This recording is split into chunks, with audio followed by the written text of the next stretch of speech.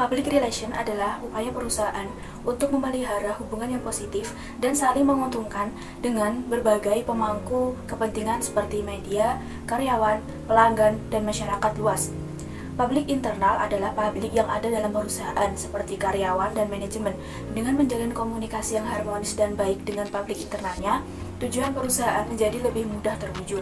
Sedangkan publik eksternal adalah publik yang berkepentingan dan berada di luar perusahaan, contohnya masyarakat dan konsumen.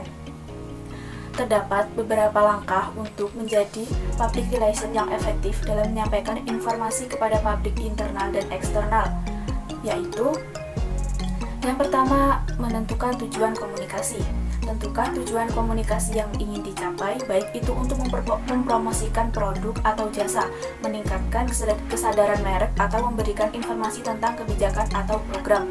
Yang kedua, menentukan audiens. Identifikasi audiens yang ingin Anda jangkau, baik itu publik internal seperti karyawan atau publik eksternal seperti pelanggan atau masyarakat umum. Yang ketiga, menggunakan media. Gunakan media untuk menyampaikan informasi kepada publik internal maupun eksternal. Medianya berupa dalam bentuk teks, gambar, video, maupun sosial media. Yang keempat, sosialisasi kebijakan. Salah satu fungsi public relation adalah melakukan sosialisasi kebijakan perusahaan kepada publik, termasuk kebijakan yang diberlakukan oleh pemerintah atau pihak lain yang mempengaruhi kehidupan masyarakat. Dan yang kelima, mengukur efektivitas. Lakukan evaluasi untuk mengukur efektivitas kampanye atau program yang dilakukan. Hal ini dapat membantu untuk memperbaiki strategi komunikasi di masa depan. Salam sejahtera untuk masyarakat semua. Saya selaku Humas dari PT Santos Jaya Abadi di bidang pendistribusian yang menaungi produk kopi kapal api akan menjelaskan dan memberitahukan bahwasanya pendistribusian kopi kapal api sedang mengalami keterlambatan dan kami selaku tim distributor meminta maaf yang sebesar-besarnya kepada masyarakat.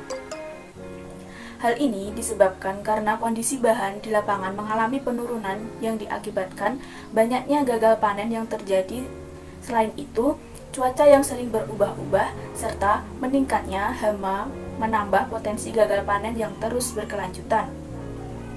Pada saat ini, perusahaan mengalami penurunan baik dalam jumlah barang yang diproduksi maupun proses pendistribusian. Untuk sementara waktu, guna mengatasi ketersediaan produk kami, memberikan solusi untuk beralih ke produk kami yang lain, seperti kopi ABC yang masih banyak tersedia di toko-toko.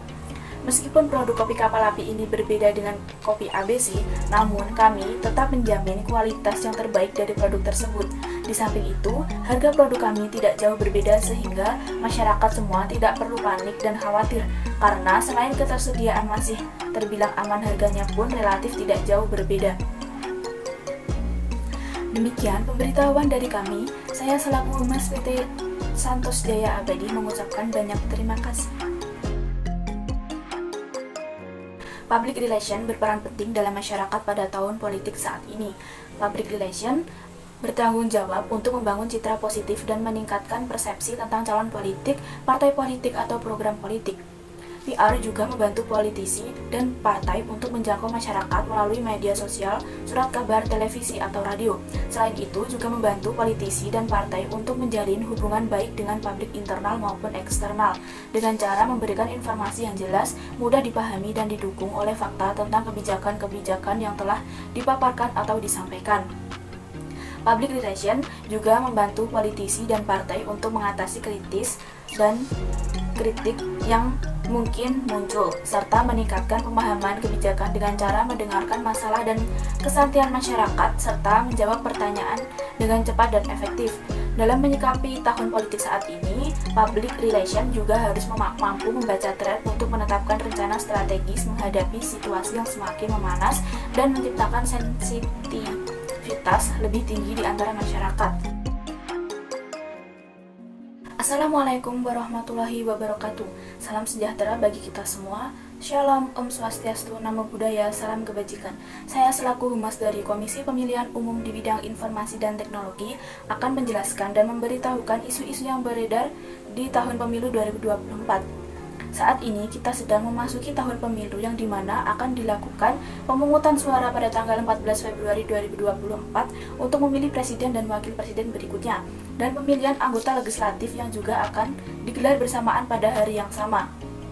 Pada tahun ini banyak media yang memberitahukan terkait isu-isu yang beredar di masyarakat tentang pemilu ini, seperti banyaknya berita hoax yang tersebar, isu tentang penundaan pemilu tahun 2024, penggunaan medsos untuk black campaign, politik identitas dan kebencian.